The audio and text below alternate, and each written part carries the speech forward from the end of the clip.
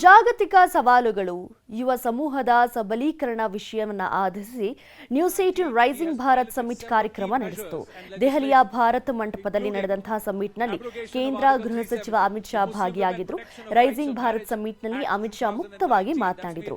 ಜಮ್ಮು ಕಾಶ್ಮೀರ, ವಕ್ಫ್, ಕ್ಷೇತ್ರ ಪುನರ್ ವಿಂಗಡಣೆ ಸೇರಿ ಹಲವಾರು ವಿಷಯಗಳ ಬಗ್ಗೆ ಚರ್ಚೆ ನಡೆಸಿದರು.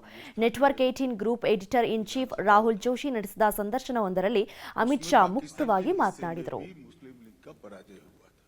मैं थोड़ा कहना चाहता हूं। जरूर। हिमाचल में कांग्रेस की सरकार है जी, वहां डिलिमिटेशन के लिए कुछ हो रहा है? जरा बोलो ना भाई। जी जी नहीं हो रहा है। कई जगह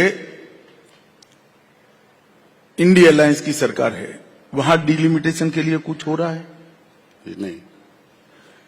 सिर्फ तमिलनाडु में क्यों हो रहा है? चुनाव आ रहा है। चुनाव है। अभी डिलिमिटेशन सरकार ने घोषित किया है क्या? जी नहीं। नहीं। एक सेकंड। जी जी। डिलिमिटेशन एक्ट हमने बनाया है क्या? नहीं बनाया। जी नहीं। डिलिमिटेशन कमीशन में किसी सुप्रीम कोर्ट के जज को अपॉइंट किया है क्या? नहीं किया है। तो आज है क्या? क्योंकि रैंपड करप्शन कर तमिलनाडु की जनता आपके खिलाफ हो गई है, इसको ढकने के लिए ये मुद्दा आज उठा रहे हो। आज बुरहत क्या है डिलिमिटेशन लाने का? मगर आपने कहा है, मैं स्पष्टता कर ही देता हूं, दक्षिण के किसी भी राज्य ने, किसी भी मतदाता ने, किसी भी पॉलिटिकल पार्टी ने चिंता करने की जरूरत नहीं है। भारतीय जनता पार्टी का वादा है कि किसी को अन्याय नहीं होगा, आपकी प्रोरेटा सीटें बनी रहेंगी। तो मतलब अगर 7.5 सीटें होंगी तो प्रोरेटा के हिसाब से उनकी जो बनती है 180 मैंने कह ही दिया भैया। पहले भी कह चुका हूं, मगर ये सुनना ही नहीं चाहते जी। क्योंकि ये शोर शराबा बंद कर देते हैं तो उनको करप्शन का जवाब देना पड़ेगा, उनको परिवारवाद का जवाब देना पड़ेगा। चुनाव मुद्दे पर हो वो चाहते नहीं।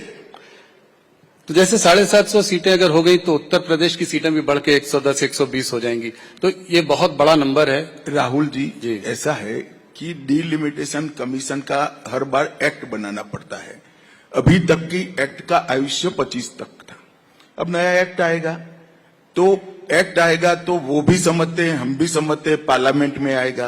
छिप छिपा कर नहीं हो सकता।